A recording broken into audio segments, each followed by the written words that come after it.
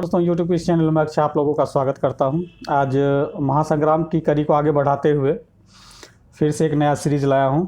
चलिए, इसमें सभी प्रश्न जो है काफ़ी महत्वपूर्ण है और सभी प्रश्नों को हम एक एक करके देखते हैं। ठीक, तो चलिए पहला क्वेश्चन हम लोग देखते हैं। पहला क्वेश्चन कह रहा है, देखिए ये भी पूछा गया क्वेश्चन है। पहला क्वेश्चन कह रहा है कि देशेर कथा पुस्तक किसने लिखी थी। देशेर कथा पुस्तक जो है ये बंगाली पुस्तक है और इसके लेखक जो थे सखाराम गणेश देवेशकर थे। ठीक ना, तो इसका राइट आंसर क्या होगा? ए होगा। नेक्स्ट हम लोग चलते हैं क्वेश्चन नंबर 2। क्वेश्चन नंबर 2 क्या कह रहा है कि सूफी संतों ने किस प्रकार सांस्कृतिक समन्वय कोऑर्डिनेशन में योगदान दिया। तो देखिए ये उसी भाषा में अपना जो है प्रवचन दिए जिस भाषा में उसके शिष्य समझते थे, इसीलिए कहा जाता है उसे जवान हिंदवी को बढ़ाकर। ठीक ना, तो इसका राइट आंसर क्या होगा? ए होगा। अगला क्वेश्चन हम लोग चलते हैं 3 नंबर। 3 नंबर कह रहा है क्या, Indian institute of sugar technology कहाँ स्थित है। तो देखिए Indian institute of sugar technology जो है यूपी के कानपुर शहर में अवस्थित है। तो इसका राइट आंसर क्या होगा? बी होगा। और कानपुर किस नदी किनारे? गंगा नदी किनारे अवस्थित है। 4 नंबर हम लोग चल रहे करा, प्याज का खाने योग्य भाग को हम लोग क्या कहते हैं। तो ये रूपांतरित तना कहलाता है, इसलिए इसका राइट आंसर क्या होगा? बी होगा। अगला क्वेश्चन है, संयुक्त राष्ट्र के खाद्य एवं कृषि संगठन का मुख्यालय कहाँ है। तो इसका मुख्यालय जो है आपका रोम में है। और ये जो है रोम कहाँ है? इटली में है। और इस रोम जो है टाइबर नदी के किनारे अवस्थित है। रोम जो है टाइबर नदी के किनारे अवस्थित है। ठीक, अगला क्वेश्चन है 6 नंबर का रहा कि मदन मोहन मालवीय द्वारा कौन सी पत्रिका निकाली गई थी। तो देखिए मदन मोहन मालवीय जो है हिंदू के प्रबल समर्थक थे। तो इसके द्वारा जो निकाला गया पुस्तक था लीडर था। इसका राइट आंसर क्या होगा? ए होगा। ठीक, अगला क्वेश्चन हम लोग चलते हैं 7। करा कि बेलूर किस महापुरुष से संबंधित है। तो देखिए ये स्वामी रामकृष्ण परमहंस जी से संबंधित, जबकि गुरु नानक से संबंधित 2 स्थल जो है तलवंडी है जहाँ पे उसका जन्म हुआ था। तो इसका राइट आंसर क्या होगा? स्वामी रामकृष्ण परमहंस होगा। ठीक ना, एक्स्ट्रा पॉइंट हम गुरु नानक के बारे में बताएं तो उसको आप लोग नोट कर लेंगे। ठीक ना, अगला क्वेश्चन हम लोग चलते हैं 8 नंबर का रहा क्वेश्चन कि 1905 में लॉर्ड कर्जन के समय में कौन सी घटना घटी थी। तो 1905 में लॉर्ड कर्जन के समय जो है जलियांवाला बाग हत्याकांड हुआ था, बंगाल विभाजन हुआ था। तो इसका राइट आंसर क्या होगा? ए होगा। जबकि जलियांवाला बाग हत्याकांड जो 1919 में हुआ था और उस समय जो थे गवर्नर आपका लॉर्ड चेम्सफोर्ड थे। ठीक ना, तो इसका राइट आंसर क्या होगा? ए होगा। अगला क्वेश्चन हम लोग चलते हैं 9 नंबर क्वेश्चन का रहा है, बिहार में सर्च लाइट समाचार पत्र के संपादक कौन थे। तो देखिए बिहार में सर्च लाइट समाचार पत्र के संपादक जो थे वो आपके मुरली मनोहर प्रसाद थे। ठीक ना, ये मोहन लिख दिया है यहाँ पे, इसको मनोहर कर लीजिएगा, मुरली मनोहर प्रसाद थे। ठीक ना, तो इसका राइट आंसर क्या होगा? सी होगा। अगला क्वेश्चन हम लोग चलते हैं 10 नंबर करा, अकबरनामा के लेखक कौन है। तो अकबरनामा के लेखक जो थे अबुल फजल थे। कौन थे? अबुल फजल थे। तो इसका राइट आंसर क्या होगा? बी होगा।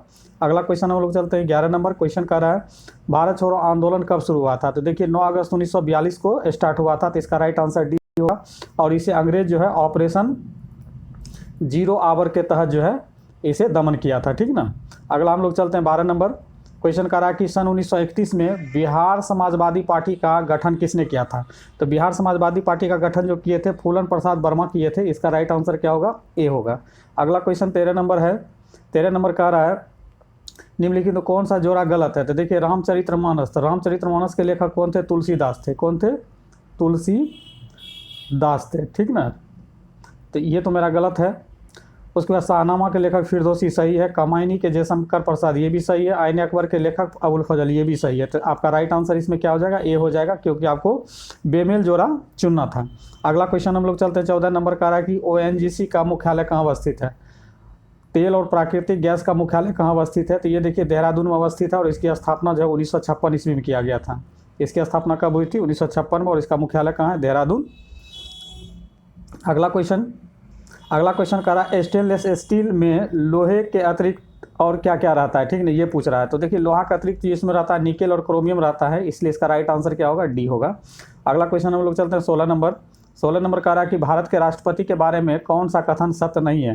तो देखिए लोकसभा को भंग कर सकता है, सही है। सेना के तीनों अंगों का सर्वोच्च सेनापति होता है, ये भी सही है। वह राज्यसभा को भंग कर सकता है, ये गलत है। वह राज्यपाल की नियुक्ति कर सकता है, ये सही है। तो मतलब देखिए इसमें ए भी सही है, बी भी सही है और डी भी सही है। तो इसका राइट आंसर क्या हो जाएगा? ई हो जाएगा, काहे कि एक से अधिक मेरा आंसर सही हो रहा है। ठीक ना, आगे हम लोग चलते हैं 17 नंबर का रहा कुद्रेमुख। देखिए कुद्रेमुख जो है कर्नाटक में है और ये लोहा के लिए बहुत फेमस स्थल है, ठीक ना। तो इसका राइट आंसर क्या होगा, डी होगा, लोएस्क। अगला क्वेश्चन हम लोग चलते हैं 18 नंबर। देखिए हाल ही में जो है इस पर सुब्रमण्यम भारती जो है काफ़ी चर्चा में रहे थे। ये किस भाषा के लेखक थे, तो देखिए तमिल भाषा के लेखक थे और इसीलिए तमिलनाडु सरकार जो है इसे महान कवि की उपाधि दिया है। रिसेंट में, करंट में इसे आप याद कर सकते हैं। सुब्रमण्यम भारती जो है तमिल भाषा के प्रसिद्ध लेखक थे और इसे तमिलनाडु सरकार द्वारा महाकवि का दर्जा दिया गया है, ठीक। आगे हम लोग चलते हैं 19 नंबर। 19 करा कि पेड़ के काटने में जो रिंग बलय जो दिखता है उससे क्या पता चलता है, तो देखिए उससे जो है पेड़ की आयु पता चलता है, इसलिए राइट आंसर क्या होगा, ए होगा। अगला क्वेश्चन देखिए 20 नंबर का, वेरी वेरी इंपॉर्टेंट करा, नीरज सिंह चौधरी किस भाषा के लेखक थे, तो देखिए ये नीरज सिंह चौधरी इंडियन थे और ये अंग्रेजी भाषा के लेखक थे और इसकी एक किताब बहुत फेमस हुआ था, ए पैसेज टू इंग्लैंड। इसको आप याद कर सकते हैं, ए पैसेज टू इंग्लैंड, ठीक। तो इसका राइट आंसर क्या हो जाएगा, सी हो जाएगा। आगे हम लोग चलते हैं 21 में कह रहा है कि चंद्रमा पर निम्न में से क्या होता है, तो देखिए चंद्रमा पर वायुमंडल नहीं होने के कारण जब दो व्यक्ति आपस में बात करते हैं तो उसकी आवाज़ सुनाई नहीं पड़ता है, ठीक ना, उसकी आवाज़ सुनाई नहीं पड़ता है। तो देखिए इसमें क्या आंसर हो जाएगा, पहला करा आवाज़ और कंपन सुनाई पड़ता है, नहीं, आवाज़ नहीं सुनाई पड़ता पर कंपन सुनाई पड़ता है, कुछ भी नहीं सुनाई पड़ता है, आवाज़ सुनाई देती है पर कंपन सुनाई नहीं देती, ये भी गलत है। करा आवाज़ में कंपन सुनाई नहीं पड़ते हैं, ये सही है कि आवाज़ में जो कंपन दोलन होता है वो चीज़ सुनाई नहीं पड़ता है, तो इसका राइट आंसर क्या होगा, डी हो जाएगा। आगे हम लोग चलते हैं 22 नंबर का रहा है मकराना। देखिए ये आपका राजस्थान में है और ये संगमरमर के लिए बहुत प्रसिद्ध स्थल है, तो इसका राइट आंसर क्या हो जाएगा, डी हो जाएगा। आगे हम लोग चलते हैं 23 नंबर।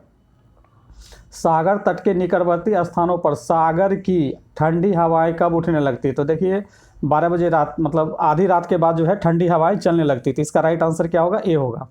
अगला क्वेश्चन हम लोग चलते हैं 24 नंबर कह रहा है कि अकबर की राजपूत नीति से किसको लाभ हुआ, तो देखिए अकबर की राजपूत नीति से जो है मुगल को भी लाभ हुआ और राजपूत को, दोनों को लाभ हुआ, तो इसका राइट आंसर क्या हो जाएगा, सी हो जाएगा। अगला क्वेश्चन है 25 नंबर।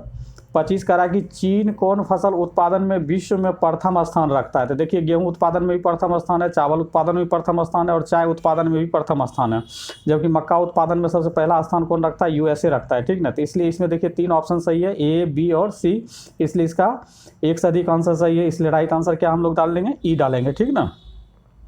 अगला क्वेश्चन है कह रहा है कि लोहा में जंग लगने का मुख्य कारक कौन सा होता है, तो लोहा में जंग लगने का मुख्य जो कारक होता है वो ऑक्सीजन होता है और जलवाष्प होता है, तो जलवाष्प ऑप्शन में है नहीं, इसलिए राइट आंसर क्या होगा आपका, ए होगा, ऑक्सीजन। अगला क्वेश्चन है 27 कह रहा कि यूएनओ की, मतलब यूनाइटेड नेशन ऑफ ऑर्गेनाइजेशन की उस एजेंसी का नाम बताइए जो बाल कल्याण, मतलब चाइल्ड डेवलपमेंट के लिए कार्य करती है, तो वो है यूनिसेफ, जो चाइल्ड डेवलपमेंट के लिए काम करती है और इसकी मुख्यालय कहाँ है, न्यूयॉर्क में है, कहाँ है, न्यूयॉर्क में है। और न्यूयॉर्क किस नदी किनारे बसा हुआ है, तो हडसन नदी किनारे बसा हुआ है, तो आप ये एक्स्ट्रा पॉइंट इसमें नोट कर सकते हैं। आगे हम लोग चलते हैं 28 नंबर। कह रहा है कि सिद्धार्थ जो है आगे चल के बुद्ध क्यों कहलाए, तो देखिए जब उसे सच्चे ज्ञान की प्राप्ति हुई थी कहाँ पे, निरंजना नदी के तट पे, जिसे पूर्व में जो है फल्गु नदी कहा जाता था, तो फल्गु नदी के तट पर जब उसे ज्ञान की प्राप्ति हुई थी बोध गया में, तब जाके वो बुद्ध कहलाए थे, तो इसका राइट आंसर क्या होगा, ए होगा। 29 नंबर देखिए कह रहा है क्या कि भारतीय राष्ट्रीय कांग्रेस के संस्थापक कौन थे, तो देखिए भारतीय राष्ट्रीय कांग्रेस की स्थापना जो हुई थी आपका 28 दिसंबर 1885 ईस्वी को एक अंग्रेज क्या कहते हैं सिविलियन के द्वारा किया गया था, जिसका नाम ए ह्यूम था, तो इसका राइट आंसर क्या हो जाएगा, ए ह्यूम, ठीक ना, मतलब कांग्रेस के संस्थापक जो थे कौन थे, ए ह्यूम थे।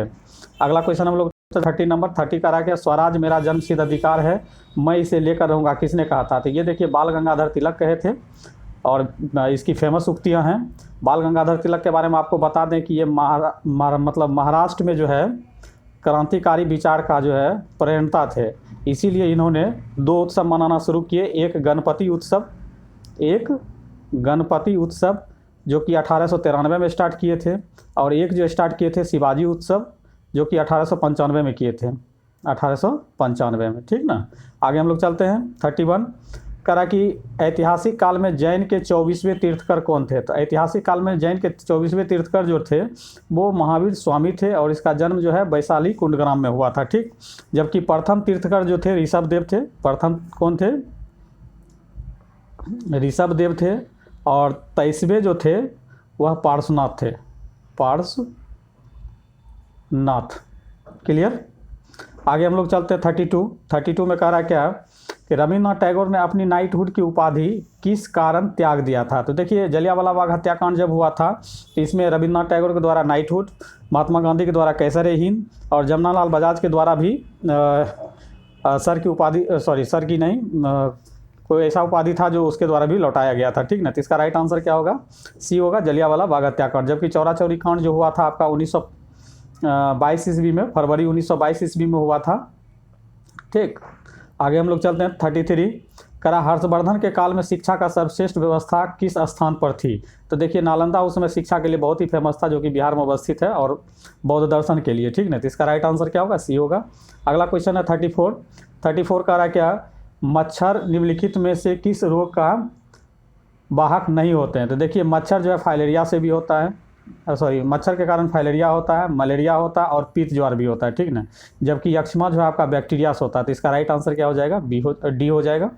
आगे हम लोग चलते हैं, देखिए 35 का रहा क्या, घाटे की बजट की पूर्ति कैसे की जाती है। तो देखिए जब घाटा जब बढ़ जाता है तो सरकार द्वारा जो है ऋण लिया जाता है, विदेशी संस्था से ऋण भी लिया जाता है, नोट भी छापा जाता है और टैक्सेज बढ़ा देते हैं। टैक्स बढ़ा देगा, ये दोनों टैक्स बढ़ा देगा, नोट छाप कर भी किया जाता है और उधार मतलब ऋण लेकर भी किया जाता है। तो इसमें चारों का चारों ऑप्शन सही है, इसलिए राइट आंसर इसका क्या होगा, ई होगा।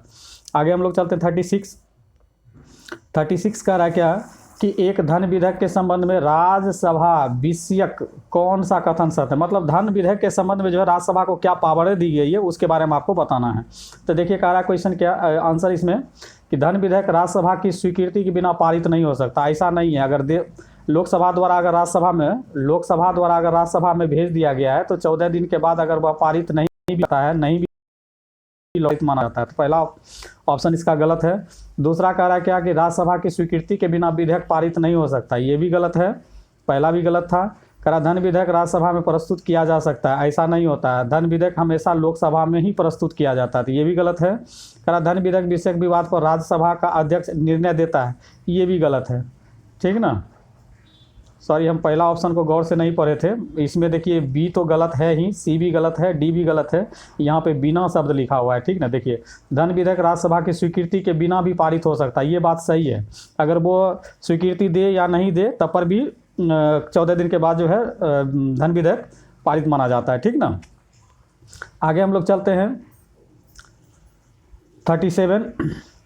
करा कौन सा नगर भिन्न है, ठीक ना। तो देखिए करा कौन सा नगर भिन्न है, तो इसमें जो है आपका कोणार्क मंदिर के लिए प्रसिद्ध है, तिरुपति भी मंदिर के लिए प्रसिद्ध है, तंजावुर भी आपका मंदिर के लिए प्रसिद्ध है, जबकि ये जमशेदपुर जो है उद्योग के लिए प्रसिद्ध है। तो यही आपका बेमेल है, तो इसका राइट आंसर क्या हो जाएगा, डी हो जाएगा, ठीक।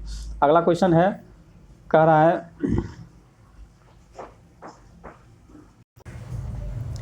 चलिए अगला क्वेश्चन हम लोग देखते हैं। कह रहा क्या कि गांधी जी निम्न में से किससे प्रभावित नहीं हुए थे, नहीं बोल रहा है। तो देखिए लेनिन से ये प्रभावित नहीं हुए थे। लेनिन जो थे रूसी क्रांति के नेता थे, रूस क्रांति कब हुआ था, 1917 ईस्वी में हुआ था, ठीक ना।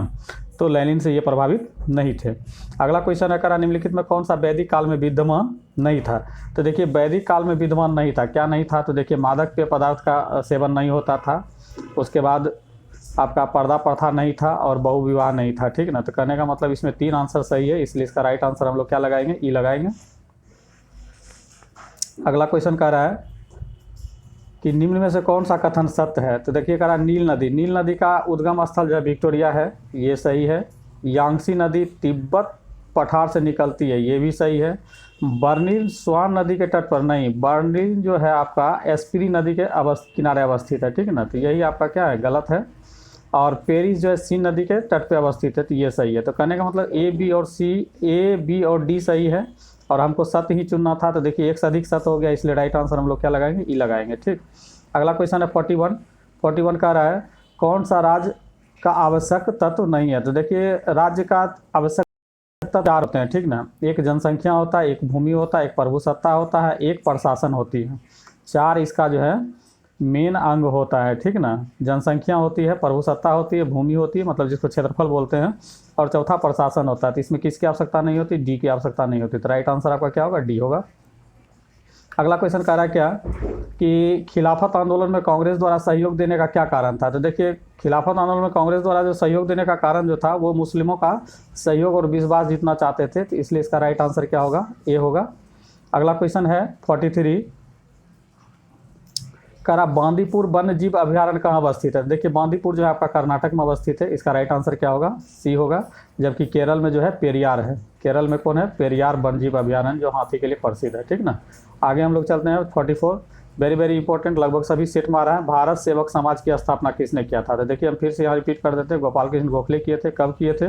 1905 में किए थे। और कांग्रेस का अधिवेशन काशी, जिसको भी हम बनारस कहते हैं, बनारस में हुआ था, वहीं पे इसकी क्या हुआ था? स्थापना किया गया था, ठीक। आगे हम लोग चलते हैं 45 करा कि निम्नलिखित में से किसे विश्व का पहला अंतरिक्ष पर्यटक बनने का गौरव प्राप्त हुआ था? तो देखिए डेनिस टिटो जो है यूएसए के पर्यटक हैं, इसे जो है पहला अंतरिक्ष पर्यटक बनने का गौरव प्राप्त हुआ था। तो इसका राइट आंसर क्या होगा? डी होगा।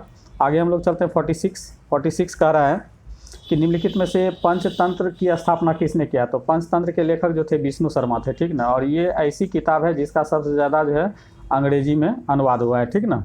आगे हम लोग चलते हैं 47 नंबर कह रहा है गीत सेठी किस खेल से संबंधित है? तो गीत सेठी जो है बिलियर्ड संबंधित है और इसका उपनाम जो है गुगा है। इसका उपनाम क्या है? गुगा है। अगला क्वेश्चन है 48 करा कि काकोरी ट्रेन डकैती हत्याकांड निम्नलिखित में से किस क्रांति को फांसी की सजा दी गई थी?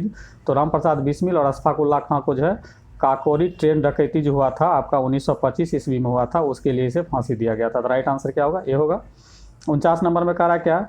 इंडिया फॉर इंडियंस एक किताब का नाम है, ये किसने लिखा है? तो चित्तरंजन दास लिखे थे, मतलब CR दास, इसलिए इसका राइट आंसर क्या होगा? ए होगा। अगला क्वेश्चन हम लोग चलते हैं 50 नंबर कह रहा है the tau of cricket. The tau of cricket के लेखक कौन है? तो ये आशीष नंदी है, ये थोड़ा सा यूनिक किताब है, इसको देख लीजिएगा। तो इसका राइट आंसर क्या होगा? सी, आशीष नंदी। आगे हम लोग चलते हैं 51 कह रहा कि सत्यशोधक समाज की स्थापना किया था। तो सत्यशोधक समाज की स्थापना जो है ज्योतिबा फुले के द्वारा 1873 ईस्वी में किया गया था। तो इसका राइट आंसर क्या होगा? बी होगा। आगे हम लोग चलते हैं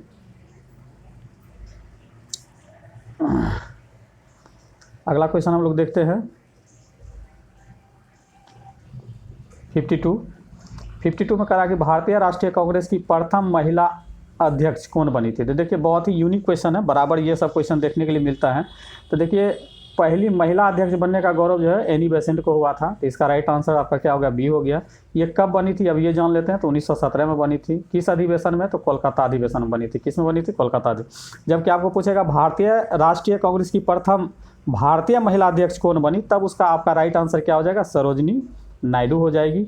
और ये 1925 में बनी थी। और कहाँ बनी थी? ये कानपुर में बनी थी। कहाँ बनी थी? कानपुर में बनी थी, ठीक ना।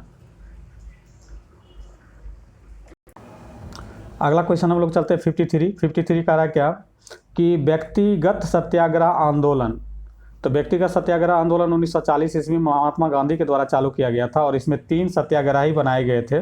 तीनों का नाम याद रख लीजिए। पहला जो सत्याग्रही बने थे वो कौन थे? विनोबा भावे। तो इसका राइट आंसर आपको प्रथम पूछ रहा है तो राइट आंसर तो हो गया विनोबा भावे। लेकिन दूसरा जो बने थे, सेकेंड जो बने थे वो JL नेहरू बने थे। और थर्ड जो बने थे, तीसरा जो बने थे वो ब्रह्मदत्त बने थे, ठीक ना।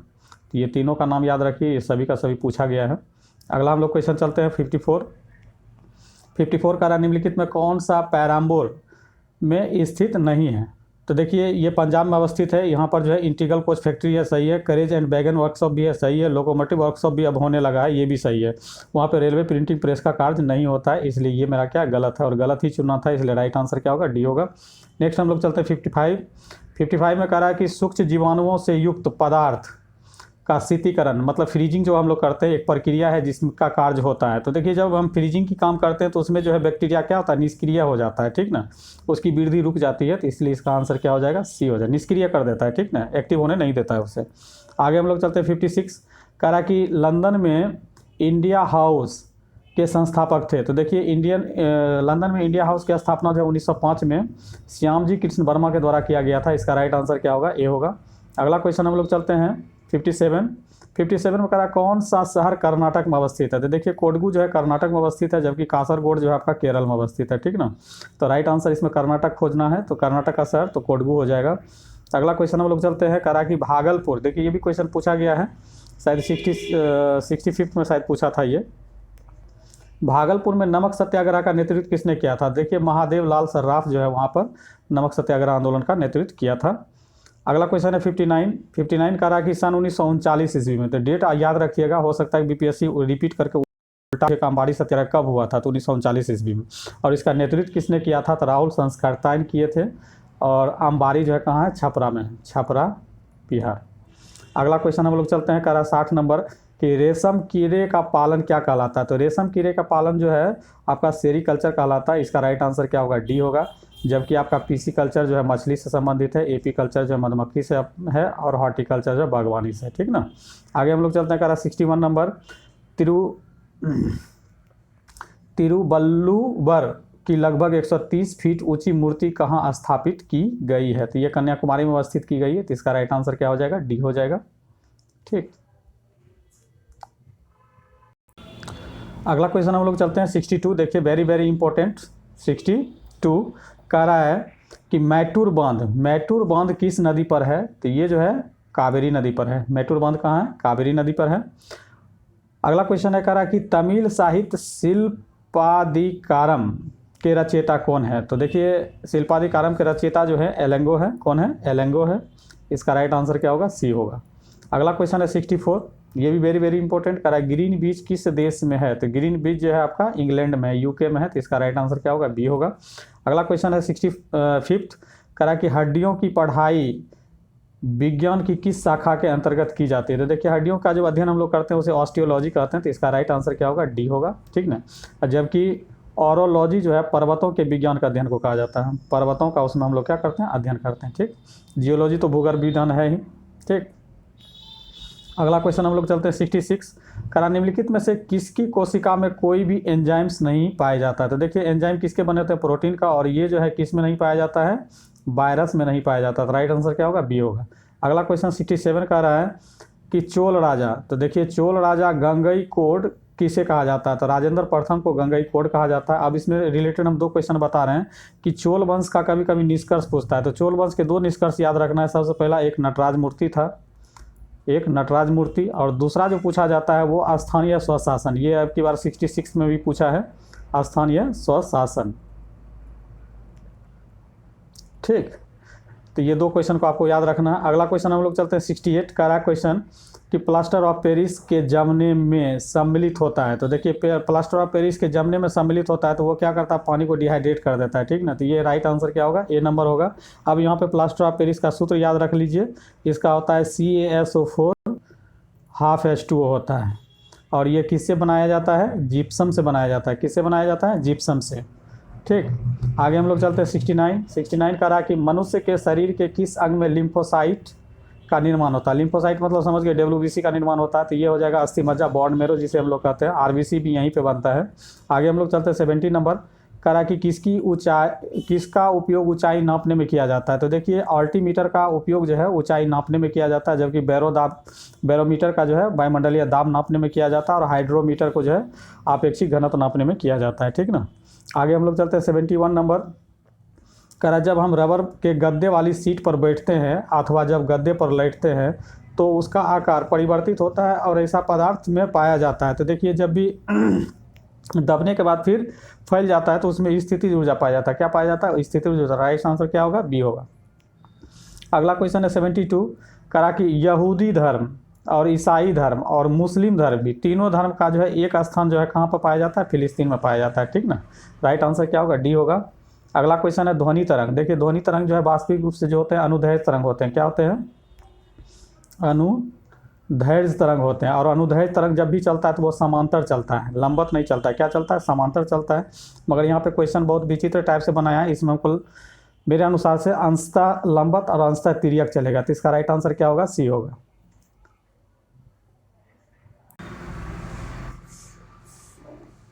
चलिए अगला क्वेश्चन हम लोग देखते हैं। अगला क्वेश्चन कह रहा है कि स्थिर तापमान पर, तो देखिए बहुत इसको सबसे पहले ये पॉइंट को याद रखिए, स्थिर तापमान पे कंडक्टर मतलब चालक में वहनशील तरंग दोनों छोरों के बीच के महत्वपूर्ण अंतर के अनुपात में है, यह इसको कहा जाता है।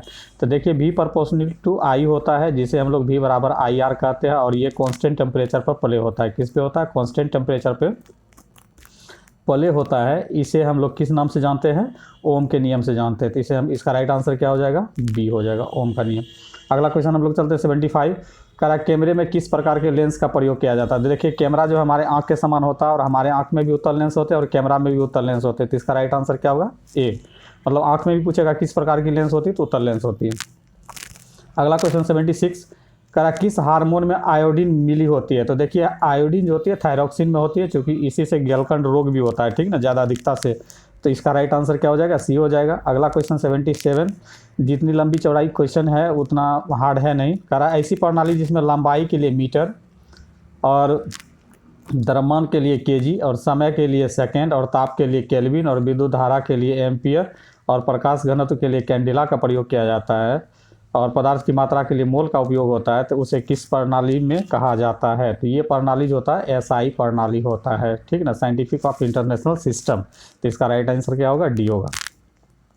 78 का रहा है कि एक स्वतंत्र रूप से लटका हुआ चुंबक हमेशा ठहरता है। तो देखिए वो हमेशा एनएस डायरेक्शन में, नॉर्थ साउथ डायरेक्शन में लटकता है, मतलब कभी भी चुंबक को लटकाइएगा तो वो हमेशा क्या होगा, उत्तर दक्षिण दिशा में आपको लटकेगा। तो इसलिए इसका राइट आंसर क्या होगा, सी हो जाएगा, ठीक। अगला क्वेश्चन हम लोग चलते हैं 79 करा यदि लोलक की लंबाई को 4 गुना कर दिया जाए। तो सबसे पहले हम फॉर्मूला बता देते हैं। टी बराबर क्या होता है, 2π√L/g होता है। करा कि इस L को जो है 4 टाइम्स कर रहा है, 4L कर रहा है। तो जैसे इसके अंदर में आप 4 टाइम्स रखिएगा अंदर में 4L बाई जी, 4 का स्क्वायर रूट 2 हो जाएगा, जो कि 2 टाइम्स को दिखाने लगेगा। कितना दिखाएगा, 2 टाइम्स को। तो इसका राइट आंसर क्या होगा, बी होगा। राइट आंसर क्या होगा, बी। अगला क्वेश्चन हम लोग चलते हैं 80 करा कि एक वस्तु को कहाँ रखा जाए ताकि उसकी एक मूल आभासी स्थिति उन्नतदार लेंस द्वारा समान आकार में पाई जाती है। तो देखिए समान आकार का वस्तु का प्रतिबिंब प्राप्त करने के लिए हमेशा चाहे लेंस हो या दर्पण हो, उसको हमेशा केंद्र पे रखते हैं। कहाँ पे रखते हैं, केंद्र पे। केंद्र पे जब रखते हैं तो वो हमारा क्या होता है, बराबर इमेज दिखाता है। तो देखिए यहाँ पे केंद्र तो नहीं लिखा है, फोकस की दूनी लंबाई पर 2f को ही हम लोग क्या कहते हैं, सेंटर भी बोलते हैं। तो इसका राइट आंसर आपका सी होगा। अगला क्वेश्चन 80 का रहा है कि दाब का मात्रक होता है। तो दाब का मात्रक जो होता है केजी प्रति सेंटीमीटर स्क्वायर होता है, ठीक ना। या दाब बराबर जो होता है हम लोग जानते हैं फोर्स बाय एरिया होता है, और फोर्स का मात्रक क्या होता है, न्यूटन होता है, और एरिया का क्या होता है, मीटर स्क्वायर। इसलिए एक मात्रक देखिए केजी सेंटीमीटर, इसमें विवाद भी हुआ था, ये बहुत पुराना मात्रक था, पहले चलता था। तो केजी सेंटीमीटर स्क्वायर भी होता है, एक जो होता है न्यूटन प्रति मीटर स्क्वायर भी होता है, ठीक ना। तो यहाँ पर एक ऑप्शन आपको दिया हुआ, इसका राइट आंसर क्या होगा, ए होगा। अगला क्वेश्चन 82 का रहा है कि कौन सा अम्ल पेट की जीवाणुओं का नाश करता है। तो हमारे पेट में पाए जाने वाले अम्ल जो होते हैं वो HCl होता है, जिसे हाइड्रोक्लोरिक अम्ल कहते हैं। तो राइट आंसर क्या होगा, बी होगा। अगला क्वेश्चन 83 है। 83 का रहा है क्या, प्रकाश संश्लेषण में पौधे की कौन सी गैस अवशोषण करता है। तो प्रकाश संश्लेषण में CO2 गैस को क्या करता है, अवशोषित करता है, CO2 गैस को अवशोषित करता है और O2 गैस को छोड़ा जाता है, ठीक ना। अगला क्वेश्चन चल रहे हैं, देखिए 84 का रहा क्या, निम्नलिखित में से किस में गतिज ऊर्जा नहीं है, नहीं चुनना है, ठीक ना। तो करा गतिज ऊर्जा नहीं है, तो हम लोग देखते हैं इसमें किस में गतिज ऊर्जा नहीं है। तो करा चली हुई, मतलब जिसमें गति होगा तो उसमें गतिज ऊर्जा होगा। चली हुई गोली तो इसमें गतिज ऊर्जा है, बहता हुआ पानी तो गतिज ऊर्जा है, चलाता हुआ हथौड़ा तो इसमें भी गतिज ऊर्जा है। जबकि खींचा हुआ धनुष है, खींच के केवल रखा हुआ, उसको चलाया नहीं जा रहा है, तो इसी में आपका गतिज ऊर्जा नहीं है। तो इसका राइट आंसर क्या होगा, डी होगा।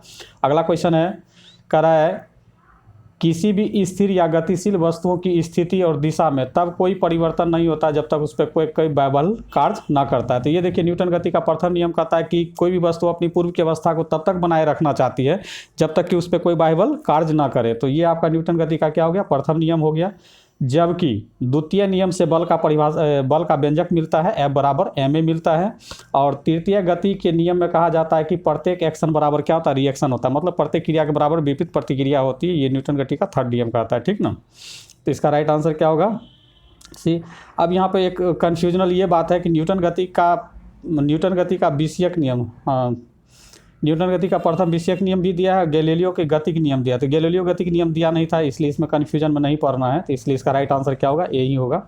आगे हम लोग चलते हैं 86 का रहा है कि जब एक चल वस्तु की गति को दुगुना कर दिया जाता है, तो देखिए तो उसकी गतिज ऊर्जा क्या होगी। तो देखिए गतिज ऊर्जा काइनेटिक एनर्जी बराबर जो होता है हाफ mv² होता है। क्या होता है, हाफ mv² होता है। और जब v को 2 टाइम्स कीजिएगा तो वो स्क्वायर में बढ़ेगा, मतलब 2 का स्क्वायर कितना हो जाएगा, 4 हो जाएगा, तो 4 गुनी हो जाएगी, ठीक नहीं। तो इसका राइट आंसर क्या होगा, बी होगा।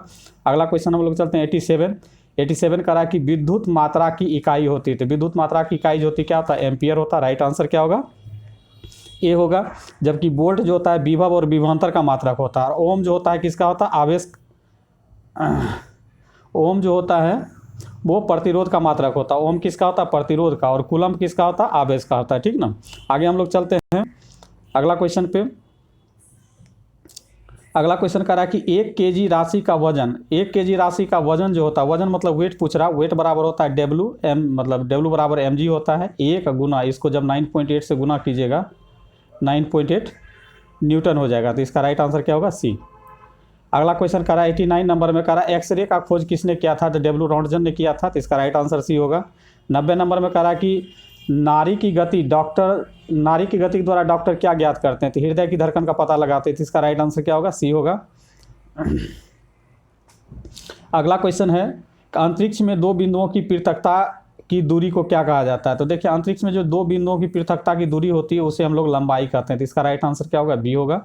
अगला क्वेश्चन 92 करा क्या कि कौन सी अदिश राशि है? तो देखिए अदिश राशि किसे कहते हैं? तो अदिश राशि उसे कहा जाता है जिसमें परिमाण तो होते हैं लेकिन उसमें डायरेक्शन नहीं होता है, ठीक ना। तो देखिए इसमें आपका बल जो है सदिश राशि है, त्वरण भी आपका सदिश राशि है, वेग भी सदिश राशि है। तो इसका मतलब दाब आपका क्या है? अदिश राशि है। तो इसका राइट आंसर क्या होगा? बी होगा। अगला क्वेश्चन है 93 करा कि एक्सरे जो अभी तुरंत बताए थे कि इसका खोज डब्ल्यू रॉन्टजन किए थे, ठीक ना। एक्सरे का खोजकर्ता कौन है? डब्ल्यू रॉन्टजन है। करा एक्स किरण पार नहीं कर सकती है। किसे पार नहीं कर सकती है? तो मानव अस्थि को, मतलब मानव जो के शरीर में जो हड्डी होती है उसे पार नहीं कर सकता है, ठीक ना। तो इसका राइट आंसर क्या होगा? बी होगा। अगला क्वेश्चन हम लोग चलते हैं 94 में करा कि एसआई इकाई में लेंस की शक्ति का मात्रक क्या होता है? तो देखिए पावर ऑफ लेंस का जो यूनिट होता है वो डायप्टर होता है, और डायप्टर को हमेशा हम लोग किस में मेजर करते हैं? मीटर में मेजर करते हैं, ठीक ना। आगे हम लोग चलते हैं 95 का रहा है निम्नलिखित में से किस राशि का मात्रक नहीं होता? मतलब यूनिटलेस होता है, यूनिटलेस बताना है, ठीक ना। तो देखिए प्रतिबल का मात्रक होता है, ठीक ना। प्रतिबल का मात्रक क्या होता है? न्यूटन प्रति मीटर स्क्वायर होता है।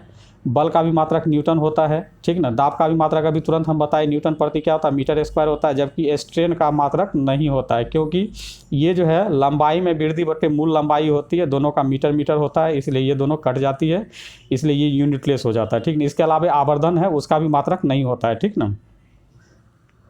आगे हम लोग 96 चल रहे हैं। 96 में करा कि वायु में ध्वनि तरंग होती है। देखिए यहाँ पे ऑप्शन सही दिया है। वायु में ध्वनि तरंग जो होती है वो लॉन्गिट्यूडनल होती है, मतलब अनुदैर्ध्य तरंग होती है, ठीक ना। तो इसका राइट आंसर क्या होगा? बी होगा, ठीक। जबकि प्रकाश तरंग कैसी है? विद्युत चुंबकीय तरंग है। प्रकाश तरंग कौन है? कैसी है? विद्युत चुंबकीय तरंग है, ठीक। नेक्स्ट हम लोग चलते हैं 97 में करा कि वेरी इंपॉर्टेंट 97 जो है काफ़ी इंपॉर्टेंट क्वेश्चन है। दीपम के बारे में आप लोग डिटेल से आप नेट पर सर्च करके पढ़िएगा, भी बहुत बार ये क्वेश्चन पूछा गया है। केंद्र सरकार का दीपम संबंधित है। तो देखिए विनिवेश की प्रक्रिया जो अपनाई गई थी 1991 से, जिसे हम लोग एलपीजी भी कहते हैं, लिबरलाइजेशन, प्राइवेटाइजेशन और ग्लोबलाइजेशन, या नई आर्थिक नीति भी कहते हैं, तो उसमें जो दीपम की स्थापना किया गया था, इसकी स्थापना 1996 में किया गया था, ठीक ना। तो ये जो है विनिवेश की प्रक्रिया को अपनाती है। अगला क्वेश्चन 98 है, कह रहा क्या कि बिहार का सर्वाधिक महिला साक्षरता वाला जिला कौन है? तो देखिए महिला जो सबसे ज़्यादा साक्षरता वाला जिला ही रोहतास है। यहाँ पे मेल फीमेल दोनों सबसे ज़्यादा साक्षर हैं, ठीक ना। तो इसका राइट आंसर क्या होगा? सी होगा। आगे हम लोग चलते हैं 99 करा कि काकोलत जलप्रपात, वेरी इंपॉर्टेंट, काकोलत जलप्रपात बिहार के किस जिले में अवस्थित है? तो ये देखिए नवादा जिला में अवस्थित है। तो इसका राइट आंसर क्या होगा? ए होगा। जबकि कांवर झील कहाँ है? बेगूसराय में है। आगे हम लोग चलते हैं 100 नंबर करा कि अनुदेश मतलब हो गया इंस्ट्रक्शन का सेट ऑफ इंस्ट्रक्शन कंप्यूटर को क्या करना है यह बताता है, उसे कहा जाता है। तो उसे हम लोग प्रोग्राम्स कहते हैं। जैसा प्रोग्राम्स हम लोग डिफाइन करते हैं वैसा कंप्यूटर काम करती है, ठीक ना। 101 नंबर में हम लोग चलते हैं करा कि गांधी जी द्वारा साप्ताहिक पत्रिका कौन सी थी? तो देखिए गांधी जी द्वारा जो साप्ताहिक पत्रिका चलाई गई थी वो यंग इंडिया था।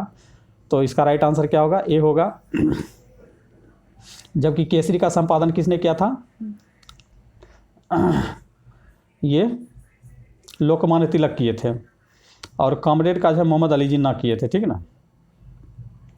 आगे हम लोग चलते हैं 102 नंबर करा कि देश बंधु के नाम से कौन विख्यात हुए थे? तो देश बंधु के नाम से जो है चित्तरंजन दास विख्यात हुए थे। तो इसका राइट आंसर क्या होगा? सी होगा। आगे हम लोग चलते हैं 103 नंबर करा कि भारत का वयोवृद्ध पुरुष, मतलब सबसे वयोवृद्ध पुरुष किसे कहा जाता है? तो ये दादा भाई नेहरूजी को कहा जाता है। इसका राइट आंसर क्या होगा? डी होगा। यही जो है धन निष्कासन का सिद्धांत भी दिए थे, ठीक ना। आगे हम लोग चलते हैं 104 नंबर करा कि प्रसिद्ध चिल्का झील कहाँ अवस्थित है? तो देखिए चिल्का झील जो एक प्रकार का लैगून झील है और खारे पानी की झील है। ये कहाँ अवस्थित है? तो उड़ीसा में अवस्थित है। ये राइट आंसर क्या होगा? बी होगा।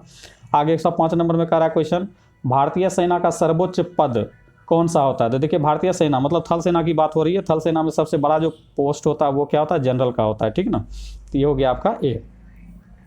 आगे हम लोग चलते हैं, करा कि मेची। तो देखिए ये मेची नदी के बारे में पूछा जा रहा है। मेची किसकी सहायक नदी है? तो देखिए बिहार में जो है नदी जोड़ो परियोजना का एक प्रोजेक्ट लाया गया था जिसका नाम था कोसी और मेची। कोसी मेची नदी जोड़ो परियोजना, मेजी, ठीक। तो ये मेची नदी जो है महानंदा का जो है सहायक नदी है। तो इसका राइट आंसर क्या होगा? बी होगा। अगला क्वेश्चन हम लोग चलते हैं 107 नंबर में, करा कि मूंगफली का सबसे बड़ा उत्पादक स्टेट कौन है? तो देखिए अभी भी गुजरात बना हुआ है। इसका राइट आंसर क्या होगा? बी होगा। मूंगफली में सबसे ज़्यादा प्रोडक्शन जो है अभी भी गुजरात ही कर रही है, ठीक ना। आगे हम लोग चलते हैं 108 नंबर में। 108 करा कि किस राज्य में जस्ता का प्रचुर परिमाण, मतलब जस्ता सबसे ज़्यादा पाया जाता है? तो ये आपका राजस्थान है। इसका राइट आंसर क्या होगा? ए। अगला क्वेश्चन है 109 नंबर, ट्रू फॉल्स करना है। करा कौन सा कथन सत्य है? तो देखिए गौतम बुद्ध का जन्म 563 ईस्वी पूर्व मतलब बीसी में हुआ था, ये सही है। बौद्ध धर्म के संस्थापक गौतम बुद्ध थे, सही है। बुद्ध ने अपना प्रथम उपदेश जो है सारनाथ में दिए थे जिसे धर्म चक्र प्रवर्तन कहा गया था, ये भी सही है। महात्मा बुद्ध की मृत्यु 75 वर्ष की हुई, ये गलत है। 83 वर्ष की अवस्था में कुशीनगर में हुआ था, ये मेरा रॉन्ग स्टेटमेंट है। मगर हमको चुनना क्या है? सत्य। तो देखिए ए भी सत्य है, बी भी सत्य है, सी भी सत्य है। तो 3 सत्य हो गया, तो 1 से अधिक हो गया। तो इसका राइट आंसर हम लोग क्या लगाएंगे? ई लगाएंगे, ठीक ना। आगे 110 नंबर 110 करा कि निम्न दाब का केंद्र क्या होता है? तो पहले यहाँ थोड़ा सा समझ लीजिए कि जैसे ये मान लेते हैं सी है, क्या है? सी मतलब समुद्र है, ठीक ना। समुद्र में जब निम्न दाब का केंद्र बनता है तो तूफान आती है जिसे हम लोग साइक्लोन कहते हैं, ठीक ना, चक्रवात कहते हैं, ठीक। तो निम्न दाब का केंद्र कब बनता है? जब चक्रवात की स्थिति बनती है तब जाके निम्न दाब का केंद्र होता है, ठीक ना। तो इसका राइट आंसर क्या होगा? ए होगा। और एंटी साइक्लोन क्या होता है कि समुद्र में उच्च दाब का केंद्र बनता है जबकि पृथ्वी के केंद्र तरफ क्या होता है? निम्न दाब का केंद्र बनता है, तो वो एंटी साइक्लोन होता है। और एंटी साइक्लोन में मौसम क्या होता है? साफ होता है, समझे। अगर इसे दूसरे व्यू में समझे, केवल समुद्र के रिस्पेक्ट में समझिएगा तो ऐसे समझिए कि जब समुद्र के केंद्र में, जब समुद्र में निम्न दाब का केंद्र बनेगा तो तूफान, आंधी तूफान, साइक्लोन आएगा। और समुद्र के केंद्र में जब उच्च दाब का केंद्र बनेगा तो एंटी साइक्लोन होगा, मौसम साफ रहेगा, ठीक है ना। आगे हम लोग चलते हैं 111 वेरी वेरी इंपॉर्टेंट करा, मानसूनी हवाएं होती है। तो मानसूनी हवाएं जो है मौसमी हवाएं होती है, ये स्पेसिफिक एरिया में बहता है, जैसे अपने यहाँ नॉर्वेस्टर, लू वगैरह सब बहती है, ठीक ना। और इटली वगैरह सब में चिनूक बहती है, ये सब। तो ये सब स्थानीय हवाएं होगी, ठीक ना। 112 नंबर हम लोग चल रहे हैं, करा म्यांमार को किस रूप में जाना जाता है, ठीक ना। तो देखिए इसे सुदूर पूर्व धनटोरा के नाम से जाना जाता है, इसका राइट आंसर क्या होगा? ए होगा। आगे हम लोग चलते हैं, करा कि भारत के किस राज्य में सबसे ज़्यादा लेप्चा जनजाति पाई जाती है? तो लेप्चा सबसे ज़्यादा जो है सिक्किम में पाया जाता है, इसका राइट आंसर क्या होगा? सी होगा। अगला क्वेश्चन हम लोग 114 नंबर देखते हैं, करा कि नर्मदा का अधिकांश भाग भारत के किस राज्य में बहती है? तो देखिए नर्मदा को जो है गुजरात का जीवन रेखा नदी कहा जाता है, मगर वहाँ पे वो ये सबसे ज़्यादा लंबी नहीं है। सबसे ज़्यादा लंबी जो है लंबाई जो है मतलब मध्य प्रदेश में है। कहाँ है? मध्य प्रदेश में। नर्मदा सबसे ज़्यादा लंबा कहाँ है? मध्य प्रदेश में, लगभग 1050 किलोमीटर के आसपास यहाँ लंबी है, जबकि इसकी एक्चुअल लंबाई जो है 1312 किलोमीटर है। नर्मदा नदी की लंबाई 1312 किलोमीटर, उसमें 1050 किलोमीटर जो आपका मध्य प्रदेश में है, ठीक। अगला क्वेश्चन है, इंडिया विंस फ्रीडम के लेखक कौन है? मौलाना अबुल कलाम आज़ाद, इसका राइट आंसर क्या होगा? बी होगा। उसके बाद 116 नंबर का रहा कि जातक पवित्र ग्रंथ है, तो ये बौद्धों का है, इसका राइट आंसर क्या होगा? सी होगा। अगला क्वेश्चन का रहा 117 नंबर में कि संघ शासित प्रदेश नहीं है, तो देखिए मणिपुर एक स्टेट है, ये संघ शासित प्रदेश नहीं, इसका राइट आंसर क्या होगा? सी होगा। 118 नंबर का रहा है सूफी संप्रदाय का उद्भव हुआ था, तो सूफी संप्रदाय का उद्भव जो हुआ था इस्लाम धर्म से हुआ था, इसका राइट आंसर क्या होगा? सी होगा। अगला क्वेश्चन का रहा है 119 नंबर में कि गारो खासी जयंती या तीनों जनजाति का नाम है, ये कहाँ पाया जाता है? तो ये मेघालय में पाया जाता है, इसका राइट आंसर क्या होगा? बी होगा। अगला क्वेश्चन है 120 नंबर का रहा क्या कि भारतीय गैंडे कहाँ पाए जाते हैं? भारतीय गैंडे जो है असम के काजीरंगा उद्यान में पाया जाता है, ठीक है, एक सिंग वाला गैंडा, तो इसका राइट आंसर क्या होगा? बी होगा। जबकि गिर आपका गुजरात में है। अगला क्वेश्चन 121 नंबर करा कि मोहनजोदड़ो कहाँ अवस्थित है? तो देखिए सिंध प्रांत मतलब पाकिस्तान में है, पाकिस्तान के सिंध में है, ठीक ना मोहनजोदड़ो। और मोहनजोदड़ो का खोज 1922 ईस्वी में किया गया था, ठीक ना। आगे हम लोग चलते हैं 122 नंबर में करा कि मीन लियो मेष क्या है? तो ये देखिए 12 राशियों में से 3 राशि है, तो मतलब ये राशि हो जाएगा, इसका आंसर डी। 123 नंबर में कह रहा है रिक्टर स्केल का प्रयोग किसके मापन में किया जाता है? तो रिक्टर स्केल का मापन जो किया जाता है भूकंप के झटके को ज्ञात करने के लिए, इसका राइट आंसर क्या होगा? सी होगा। 124 नंबर में कह रहा है कि सिद्धार्थ को ज्ञान की प्राप्ति कहाँ हुई थी? तो अभी देखिए इससे पहले हम बोल चुके हैं, बोधगया में हुआ था। कहाँ पे? फल्गु नदी के किनारे पे, ठीक ना। आगे हम लोग चलते हैं 125 नंबर में, कह रहा कि अपने साम्राज्य के विस्तार में चंद्रगुप्त मौर्य की सहायता किसने किया था? तो उसका प्रधानमंत्री चाणक्य किया था, ठीक ना। इसकी प्रसिद्ध पुस्तक कौन थी? अर्थशास्त्र थी। कौन थी? अर्थशास्त्र। आगे हम लोग देखिए 125 के बाद जो है आगे मैथ दिया गया है, तो मैथ को हम लोग स्किप करते हैं, ठीक ना। उसके बाद हम लोग जीके देखते हैं। 136 से फिर जीके दिया गया है, देखते हैं। करा बिहार में बड़े पैमाने पर उत्खनन कार्य करवाने वाले तथा कई प्राचीन स्थलों की खोज करने वाले पुरातत्ववेत्ता थे। तो देखिए ये एम कनिंघम थे जो कि उत्खनन का कार्य करवाए थे। तो इसका राइट आंसर आपका क्या होगा? डी होगा। आगे हम लोग चलते हैं। करा 137 कि नालंदा स्थित बरगांव। तो पहले तो ये दो चीज़ याद रखना है कि बरगांव कहाँ अवस्थित है? तो नालंदा में है, ठीक ना। तो नालंदा स्थित बरगांव, जिसे नालंदा महाविहार भी कहा जाता है, का पता किसने लगाया था? तो इसका भी पता जो है एम कनिंघम ही लगाए थे। तो इसका राइट आंसर क्या होगा? बी होगा। अगला क्वेश्चन है, करा 138 नंबर में कि जगदीशपुर में अमर सिंह, तो अमर सिंह कौन थे? वीर कुंवर सिंह के भाई थे, के नेतृत्व में स्थापित सरकार का प्रधान कौन थे? तो हरकिशन सिंह, जो कि इसका भतीजा था। हरकिशन सिंह अमर सिंह का कौन था? भतीजा था। यही जो है नेतृत्व स्थापित वाली सरकार का प्रधान बने थे, ठीक ना। आगे हम लोग चलते हैं 139, वेरी वेरी इंपॉर्टेंट। कर 1857 के विद्रोह में कौन सा भाग अप्रभावित रहा था? देखिए दानापुर में विद्रोह हुआ ही था, पटना में पीर अली किया ही था, मुजफ्फरपुर में लॉ मार्शल लगा था, आरा से वीर कुंवर सिंह लड़े ही थे, मुंगेर आपका अछूता रहा था। तो इसका राइट आंसर क्या होगा? बी होगा। केवल 5। आगे 140 नंबर में कह रहा है कि उत्तर प्रदेश की सीमा को स्पर्श करने वाले जिलों का सही समूह है। तो देखिए उत्तर प्रदेश को जो टच करेगा वो पश्चिमी जिला करेगा, जितना भी बिहार का पश्चिमी भाग है वो करेगा। तो पश्चिमी भाग में देखिए सबसे पहले पश्चिमी चंपारण आ जाएगा, गोपालगंज आ जाएगा, सीवान आ जाएगा, सारण आ जाएगा, भोजपुर आ जाएगा, बक्सर आएगा और भभुआ आएगा। तो ये सभी का सभी जो यूपी को टच करते हैं। तो इसका राइट आंसर भी हो गया। आगे 141 में कह रहा है कि कौन सा जनपद झारखंड से अंतर्राज्य सीमा नहीं बनाती, मतलब झारखंड को टच नहीं करता, ये बताना है। तो देखिए बक्सर टच करता ही है, गया टच करता है, नवादा भी टच करता है, जमुई आपका टच नहीं करता। तो इसका राइट आंसर क्या होगा? सी होगा। अगला क्वेश्चन हम लोग चलते हैं 142 कह रहा है कि बिहार के निम्नलिखित जिलों में से कौन सा जिला बिहार की सीमा के साथ नेपाल की सीमा को स्पर्श नहीं करता? तो देखिए नेपाल को टच करने वाले जो है बिहार के सब उत्तरी जिले हैं। तो हम एक तरफ से बता देते हैं।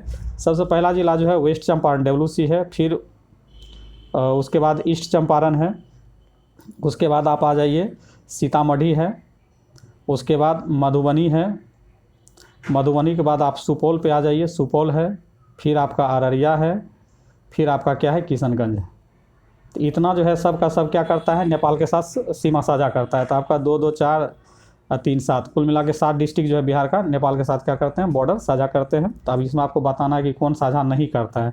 तो देखिए अररिया साझा करता है, मधुबनी भी साझा करता है, सीतामढ़ी भी करता है, समस्तीपुर आपका साझा नहीं करता। तो राइट आंसर क्या हो गया? सी हो गया। आगे हम लोग चलते हैं 143 कह रहा है कि रासायनिक दृष्टि से ब्लीचिंग पाउडर होता है। तो ब्लीचिंग पाउडर क्या होता है? तो देखिए ये हम लोग जो है बराबर देखिएगा कि रोड के दोनों किनारे जो है हल्का पीला और उजला कलर का जो है केमिकल को छिड़काव किया जाता है, वही ब्लीचिंग पाउडर है कीटाणुनाशक के लिए। और इसका सूत्र जो होता है CaOCl/Cl होता है, ठीक ना, जिसे हम लोग कैल्शियम हाइपोक्लोरेट कहते हैं। तो इसका राइट आंसर क्या होगा? ए होगा।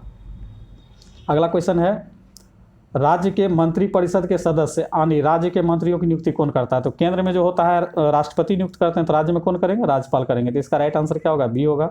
अगला क्वेश्चन 145 वेरी वेरी इंपॉर्टेंट। देखिए डेट के साथ पूछा गया, डेट आपको याद रखना है। अब की बार पटना उच्च न्यायालय की स्थापना जनरली सभी स्टूडेंट जानते हैं 1916 में हुआ, मगर 1916 में अगर 2-3 डेट दे दे तो अगर परफेक्ट जानकारी नहीं रहेगी तो ये एक आसान क्वेश्चन आपका जा सकता है। तो इसलिए इसका डेट याद रखिए, 9 फरवरी 1916 ईस्वी को सबसे पहले इसकी स्थापना की गई थी, ठीक है ना।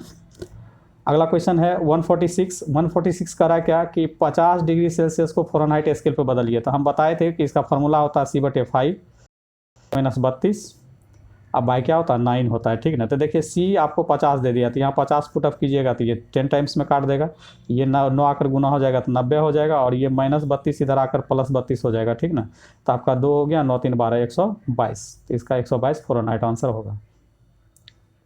अगला क्वेश्चन है, पेयजल में रोगाणुनाशी के रूप में किस गैस का प्रयोग होता है? तो क्लोरीन का जो यूज हम लोग जो है रोगाणुनाशी के रूप में करते हैं, ठीक ना। तो इसका राइट आंसर आपका डी हो गया। अगला क्वेश्चन 148 है। 148 कह रहा है कि निम्नलिखित में कौन सा कथन सत्य है? आरबीआई की स्थापना 1 अप्रैल 1935 को हुआ था, सही है। आरबीआई का लेखा वर्ष जो है 1 जुलाई से 30 जून चलता है, ये भी सही है। अगला हम लोग देखते हैं, करा कि बॉम्बे स्टॉक एक्सचेंज की स्थापना 1875 में हुआ था, ये भी सही है। क्या कि 1875 में हुआ था और एशिया का सबसे पुराना स्टॉक एक्सचेंज है, ठीक ना।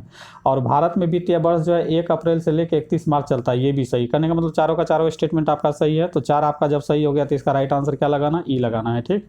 आगे हम लोग चलते हैं 149 करा कि पटना कलम संबंधित है। तो देखिए बिहार में 3 कला जो है, में जब आप बीपीएससी का मेन लिखेंगे तो उसमें 3 कला जो है बहुत फेमस है। एक आपका पाल कला, एक आपका मौर्य कला और एक आपका पटना कलम। तो ये सभी का सभी क्या है, चित्रकला, पटना कलम, ठीक ना। तो ये कला है और कला में पटना कलम क्या है, चित्रकला है, ठीक ना। तो इसका राइट आंसर क्या हो जाएगा, बी हो जाएगा, ठीक। आगे हम लोग चलते हैं 150 नंबर का रहा है कि बिहार में सोप कहाँ से प्राप्त, बिहार में सोप स्टोन जो प्राप्त होते हैं वो जमुई के पहाड़ी से प्राप्त होता है। इसका राइट आंसर क्या होगा, ए हो जाएगा, ठीक। तो चलिए दोस्तों, आज की वीडियो में इतना ही। नेक्स्ट वीडियो में फिर मिलते हैं, लेकिन उससे पहले हम एक चीज़ कहेंगे कि वीडियो को शुरू से अंत तक आप लोग ज़रूर देखें और अच्छा लगे तो अपने दोस्तों के बीच शेयर करें और सब्सक्राइब भी करें। तब तक के लिए धन्यवाद। जय हिंद।